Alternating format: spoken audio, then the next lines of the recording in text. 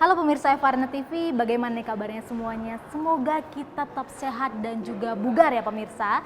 Dan pemirsa, selama 30 menit ke depan, saya akan menemani Anda membahas seputar dengan kesehatan, terutama di jantung nih pemirsa. Seperti yang kita ketahui, jantung merupakan organ vital yang bekerja tanpa henti, karena berperan penting dalam memompa darah ke seluruh tubuh kita nih pemirsa, untuk menunjang kelangsungan hidup. Meskipun masih muda, berarti bukan tidak perlu menjaga kesehatan jantung ya pemirsa. Dan justru dengan menerapkan pola hidup yang sehat atau kebiasaan-kebiasaan yang baik bagi jantung sedini mungkin, maka pemirsa bisa memiliki jantung yang tetap sehat dan juga sampai tua nantinya pemirsa. Nah pemirsa, saat ini kita akan masuk ke dalam poli jantung dan kita akan bertemu dan berbincang-bincang nih dengan dokter khusus dari poli jantungnya. Yuk ikutin saya.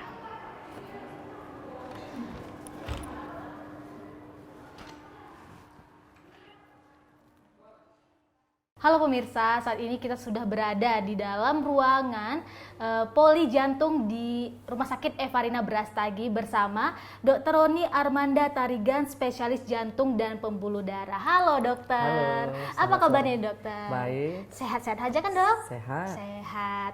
Oke, langsung aja ke pertanyaan pertama nih ya dokter. Boleh. Oke, apa itu jantung dan apa fungsinya dokter?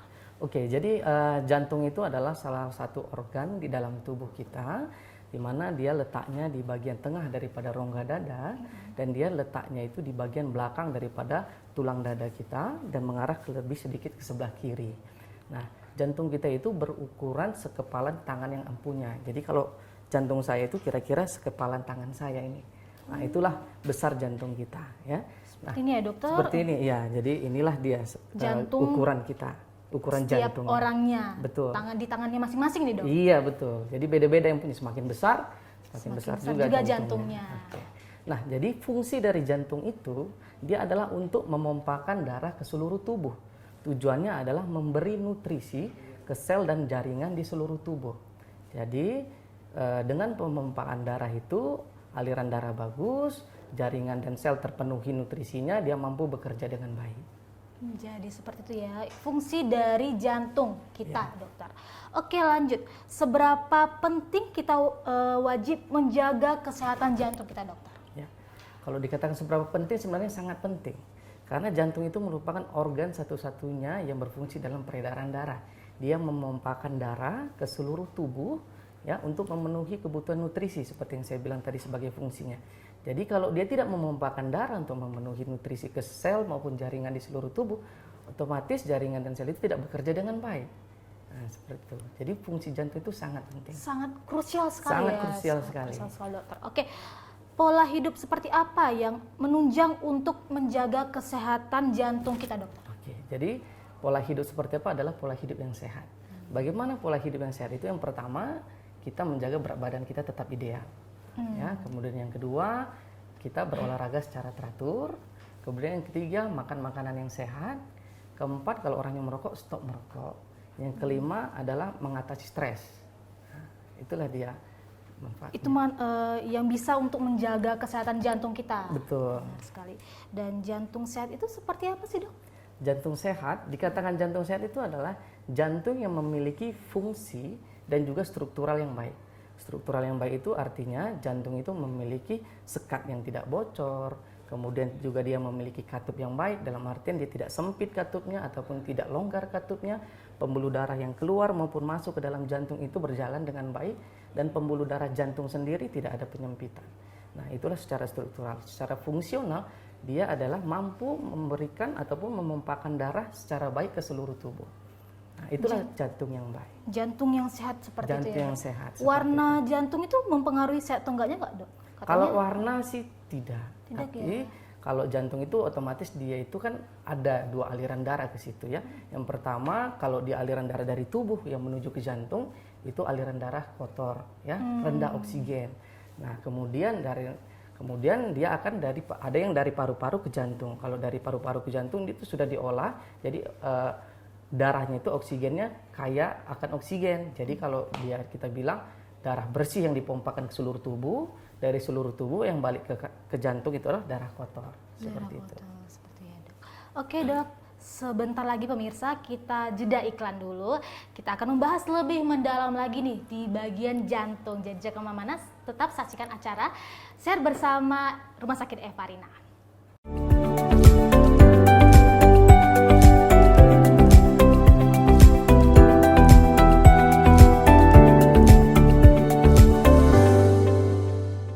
Baik pemirsa, kita kembali lagi dalam program acara Sehat bersama Rumah Sakit Eva Rina. Lanjut lagi nih dok, pertanyaan mengenai jantung. Ciri-ciri jantung bermasalah atau tidak sehat itu seperti apa dok?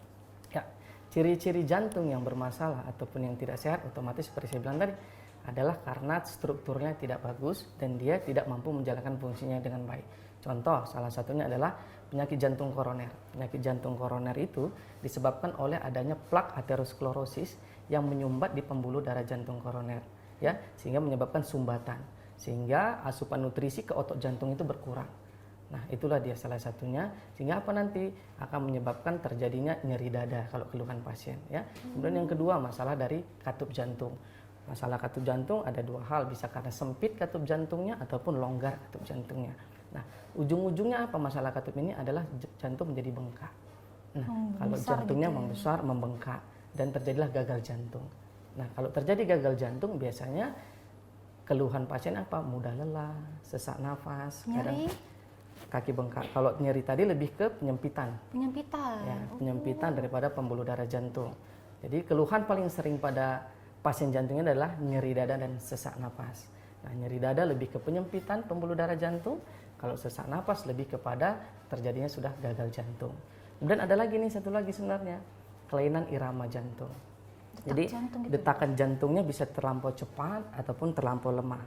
Kalau dia yang terlampau cepat, itu biasanya pasien mengeluhkan palpitation namanya atau debar-debar. Apa yang terjadi nih dok jika jantung kita tidak sehat? Ya, otomatis kalau jantung kita tidak sehat, bagi penderitanya ini kualitas hidupnya pasti akan menurun, pasti akan berkurang. Tidak bisa seperti orang normal, ya. Nah, sebagai contoh, kalau dia tadi seperti yang saya bilang, pasiennya ini mengalami penyempitan di pembuluh darah jantung atau sering kita sebut dengan penyakit jantung koroner. Biasanya pasien awal sekali itu adalah setiap di aktivitas dia akan mengeluhkan nyeri dada. Nah, begitu dia. Sedangkan kalau dia mengalami gagal jantung, jantungnya sudah bengkak, awal sekali adalah mudah capek. Jadi kalau dia jalan sedikit, beberapa meter kok sudah mudah capek ya. Sementara kalau orang biasa sih tidak seperti itu. Gitu dia. Ini dok, jantung yang banyak lemaknya itu terjadi kenapa tuh dok? Sebenarnya kalau jantung banyak lemak, memang jantung itu diseliputi ya, diseliputi juga ada lemak di situ. Tapi perlemakan jantung itu sering karena kolesterol, ya, plak kolesterol di situ.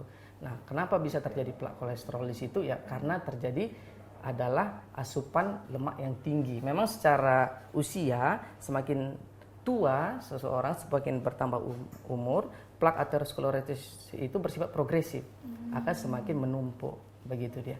Tetapi bisa kita cegah dengan cara apa?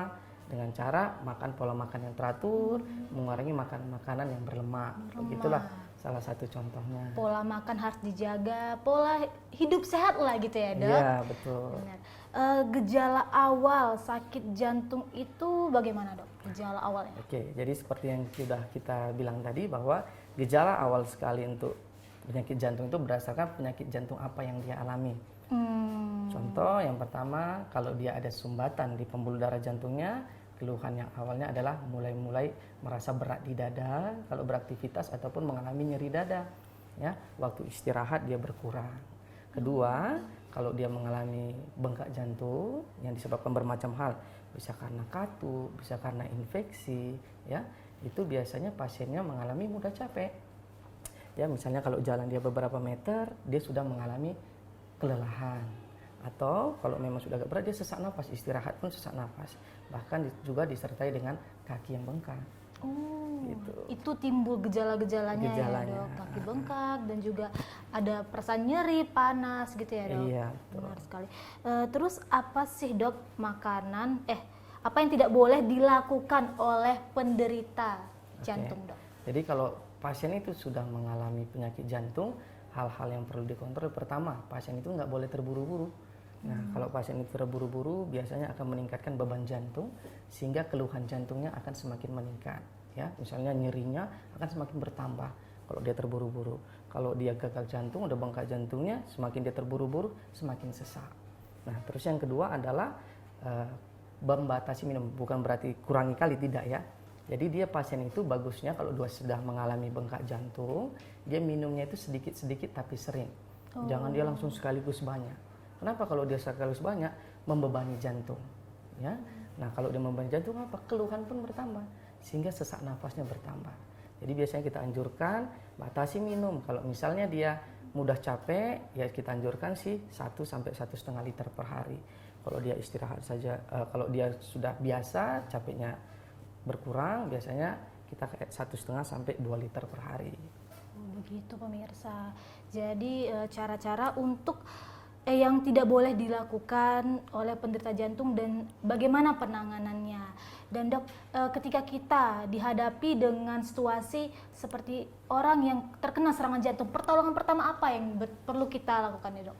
Oke, jadi memang kaum awam harus tahu apa gejala yang khas untuk serangan jantung. Jadi yang pertama, kalau pasien itu mengalami nyeri dada, yang khas untuk jantung itu adalah nyeri dadanya bersifat kayak ditusuk-tusuk, kayak ditimpa beban berat, ya.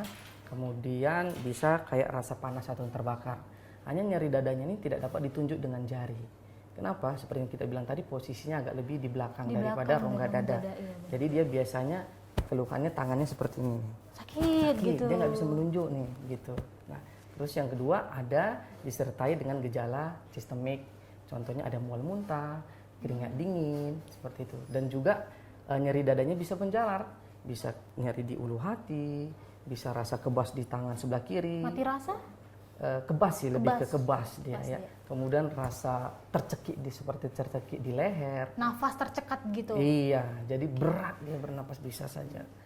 Dan penanganannya dok? Nah, penanganannya biasanya kalau tahap awal sekali ya, kalau serangan jantung itu adalah pemberian antiplatelet atau pengencer darah. Contohnya itu adalah aspirin ya. Dia 2 tablet kunyah-kunyah sekali makan, dan juga clopidogrel itu juga antiplatelet juga. Jadi dual antiplateletnya, aspilet dan juga clopidogrel. Kalau clopidogrel 4 tablet sekali makan. Kemudian kita kasih obat juga anti anginanya, anti untuk nyerinya. Itu sering kita sebut dengan isosorbit dinitrat. Itu kita taruh di bawah lidah. Oh, begitulah itulah penanganan pertama kali sekali. untuk yang terkena penyakit atau serangan jantung ya dok? Iya betul. Dan segera langsung dibawa ke rumah sakit ya. Iya pasti dong. Nggak mungkin kan kita sendiri yang bakalan merawat ataupun menanganinya. Harus ditangani oleh orang yang berpengalaman pemirsa. Baik pemirsa, setelah ini ada jeda iklan lagi kita. Tetap bersama saya dan Dr. Roni di Sehat Bersama Rumah Sakit Evarina.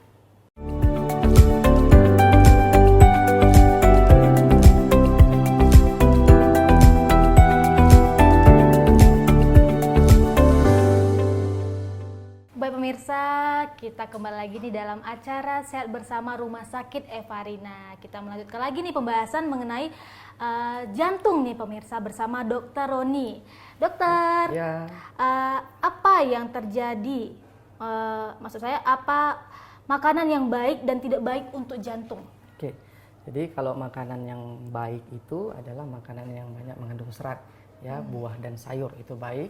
Kemudian yang kedua itu makanan yang banyak mengandung ikan, ya protein. Kemudian yang ketiga adalah mengandung gandum, ya itu lebih bagus. Sedangkan yang kalau kurang baik itu adalah makanan yang pertama itu mengandung lemak yang tinggi seperti daging, santan, gorengan-gorengan, ya itu mengandung lemak yang tinggi sehingga harus dikurangi, dibatasi. Yang kemudian yang kedua adalah makanan-makanan yang mengandung kadar garam yang tinggi, yang asin-asin, ya. Salah satu contohnya adalah makanan yang sering diawetkan, ikan asin ataupun makan makanan cepat saji, ya Indomie itu juga junk food tinggi, ya, dok? junk food itu tinggi kadar natriumnya, kadar garamnya, sehingga itu menyebabkan pasien lebih cenderung terkena hipertensi. Dan kita ketahui bahwa hipertensi itu adalah salah satu faktor risiko ke penyakit jantung, ya. Kemudian yang ketiga juga adalah mengurangi yang manis-manis. Nah, yang manis-manis ini juga penting dikurangi karena apa? Yang manis-manis ini cenderung nanti pasien mengalami diabetes, ya, diabetes mellitus. Nah, itu juga salah satu yang menyebabkan terjadinya penyakit jantung. Nah, itulah dia.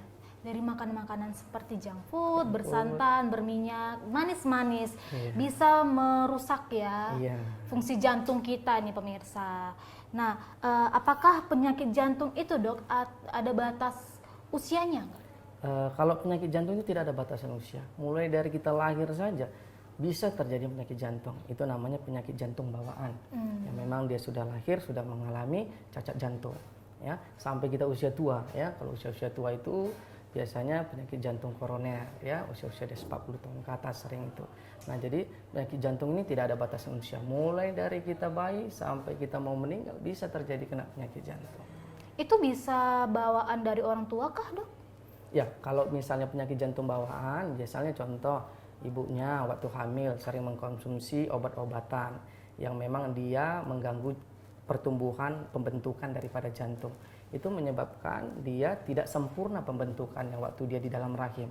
Sehingga waktu dia lahir cacat jantungnya. Ya, bisa terjadinya kebocoran sekat jantungnya dan banyak hal yang lainnya lah gitu. Bisa ya, berarti Bisa, mempengaruhi dari bawaan lahir ya pemirsa. Dan dok, olahraga apa yang baik untuk jantung kita? Oke, jadi olahraga yang baik untuk jantung adalah olahraga yang bersifat aerobik. Artinya aerobik yang menghasilkan oksigen. Karena kita ketahui jantung butuh oksigen sebagai makanan utama. Begitu juga sel maupun jaringan kita. Dia membutuhkan oksigen. Jadi olahraga aerobik itu sebagai contohnya adalah jalan kaki, jogging, bersepeda, ya kan, berenang, ya itu juga bisa, dan juga senam. Ya. Itu banyak menghasilkan oksigen sehingga sirkulasi darah bagus, kerja jantung juga bagus, seperti itu. Nah, kalau di jantung sendiri dia ada kriteria fit namanya ya dalam hal berolahraga. Pertama adalah frekuensi. Frekuensi artinya kita berolahraga 3-5 kali seminggu. Ya. Kemudian adanya intensity. Intensity itu artinya kita harapannya detakan jantung atau denyutan jantung kita itu sekitar 65% sampai 85% dari heart rate maksimal. Nah, bagaimana kita menilai heart rate maksimal kita? Rumusnya adalah 220 dikurangi dengan usia. Nah, itulah heart rate maksimal. Jadi tiap orang heart rate maksimalnya berbeda-beda tergantung usia. Jadi dikatakan jantung itu berolahraga apabila tercapai heart rate-nya 65% sampai 85%. Tapi otomatis jangan langsung sampai cepat ke 85, bertahap saja, bertahap. Seperti ya. Kemudian yang ketiga adalah tempo, ya, time. Ya, itu dalam arti bahwa dalam satu hari bagusnya 30 sampai 60 menit.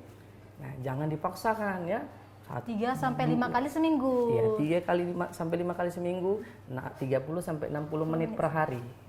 Jangan terlalu dipaksa ya, harus 3 jam untuk itu bisa memenuhi 3 kali sampai 5 kali itu ya dok? Betul, bisa injury malah ya, bisa jadi cedera malah nggak bagus ya ke tubuh kalau yang berlebihan seperti itu. Dan dok, seperti yang di belakang kita ini, ada apa nih dok? Kenapa ini bisa ada di sini? Alat uji latih jantungnya, atau kita sering sebut namanya treadmill test ya. Ini salah satu alat, banyak fungsinya sebenarnya. Yang pertama kita bisa mendiagnosis suatu penyakit penyempitan pembuluh darah jantung ya. Jadi pasien-pasien yang misalnya dari gambaran EKG-nya itu masih menunjukkan hasil EKG yang normal, tetapi dengan keluhan yang adanya nyeri dada, kita mau lebih tahu lagi nih memang ada iskemiknya atau penyempitannya atau tidak. Nah, salah satunya bisa kita menggunakan alat ini, treadmill ini ya. Itu untuk mendiagnostik. Kemudian yang kedua bisa sebagai prognostik ya, dalam artian misalnya pasien-pasien kita yang sudah dilakukan pemasangan ring ataupun bypass, kita mau lihat aktivitas dia, bagaimana dia bisa beraktivitas sampai mana, bisa melalui ini. Jadi kita bisa melakukan presepan latihan. Nah, jadi presepan latihan bisa kita kasih melalui ini. Berapa match yang nanti dia bisa dapat, bisa kita sesuaikan dengan olahraga apa yang cocok sama dia. Bisa kita memakai. Karena nggak sembarangan olahraga yang bisa dilakukan oleh orang yang penderita ya dok? Iya, betul sekali. Oke dok, ini kalau misalnya minuman dingin ataupun panas, yang mana lebih baik untuk penderita jantung dok? Kalau dingin pun nggak begitu bagus, panas sekalipun nggak begitu bagus ya. Jadi yang bagus ya memang yang biasalah, normal ataupun yang agak hangat-hangat biasa, jangan panas sekali juga. Ya, memang kalau dia minuman-minuman dingin terkadang mengganggu ya, dalam artian dia terkadang bikin nggak nyaman. Sebenarnya utamanya itu adalah ke lambungnya, tapi terkadang jantung ini organ yang manja, jadi kadang kalau lambungnya nggak nyaman dia bisa juga menyesak ke atas sehingga berat dadanya. sakit tiba-tiba ya Iya, Dok. seperti itu. Terus kalau misalnya olahraga, bolehnya ini minuman dingin boleh nggak Dok? Atau nggak boleh, malah sebaliknya gitu Dok? Iya, kalau minuman dingin sih bagusnya jangan ya, lebih bagus yang biasa. Ya. Untuk selesai olahraga gitu ya, Iya, nggak bagus sebenarnya minuman-minuman dingin waktu kita selesai berolahraga. Oke, lanjut lagi Dok.